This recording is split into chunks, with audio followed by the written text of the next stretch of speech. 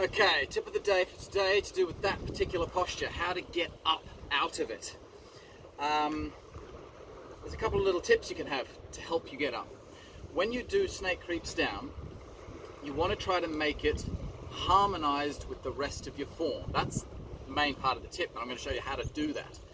So what most people tend to do is, they'll be all flowing, everything's moving, the whole body is moving as a unit, all the way through, and then they come to a move like snake creeps down because it's physically difficult, and they'll get flow up until here, and then they'll go, okay, still flowing, and then kind of, it's difficult, so all the tension comes into the body. The going down's usually okay once they've gotten their strength up a bit. However, the coming back up is where the problem comes. They don't get this foot around enough, so in which case from here, now, I can't pick that foot up. So what happens is, they do that, a little shove off the back foot. Now that takes away from that total stillness of the form. It's different when you're doing an explosive movement. Of course, they're a totally different type of posture. With this posture, we want to maintain that stillness within the movement as we come up. So when we're down in that low stance, and we do come back up into the posture, we want to be able to just step up like that, you see? No shoving off that back foot, because that takes away from that stillness. How do we do that?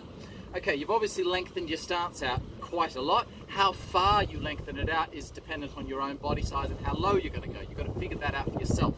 But as a general rule, you want to go down, you want the stance to be as short as possible whilst maintaining the weight in your heel. So for example, if I make it too short and now I go down, because it's too short, you can see there the weight is coming up onto the ball of my foot, so my stance is too short. So if I make it a little bit longer, now I can go fully down, knee in line with toe, weight is still placed in my heel. Therefore, that's a good size for me. The other thing to note, just a side note on that, make sure that the way you go down, notice how my feet here have hip width between them, as any normal single whip stance. Maintain that hip width.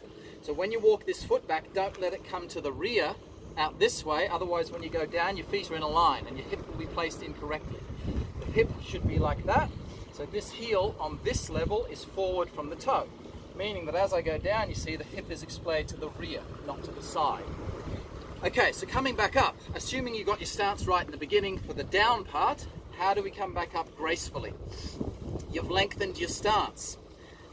Okay, so the first simple thing is turn your right foot as far as it can go, okay? Which is usually for most people roughly to that corner, like that. If you can get it a little bit further without buckling structure, then that's fine. Just turn it in as far as it will go. The front foot, again, swivel on the ball of the foot to bring the foot in, rather than turn. You'll never make it if you turn on the heel.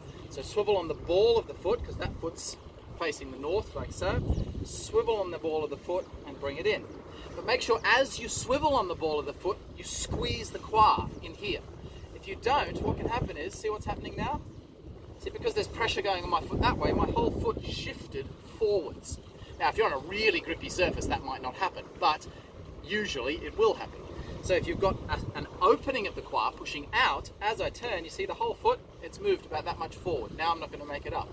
So as I turn that foot, I've got to squeeze inward. I still only swiveled on the toe, but now the foot's much closer to me. That's the first thing you've got to do. Make sure you squeeze as you swivel.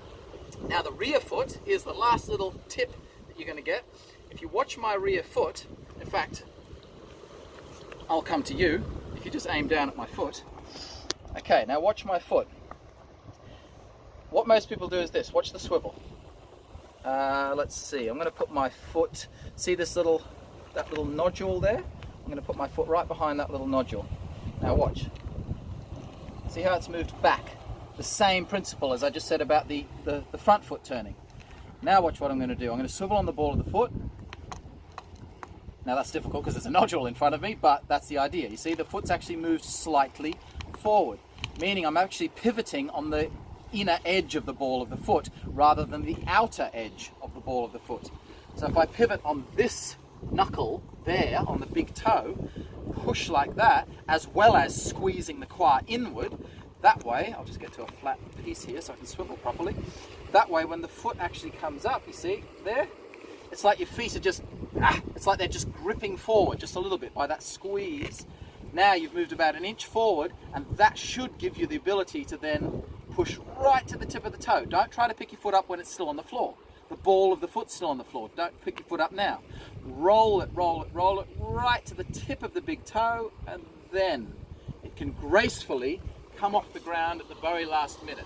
So those are your tips on how to maintain stillness within that extremely difficult posture. So that's your tip of the day for today, coming to you from Ahraj. We're in Ahraj, yes, Ahraj in Malta, just down the road from where we live, just out for a picnic with the family. We'll jump into that beautiful clear water in a bit. Thanks very much.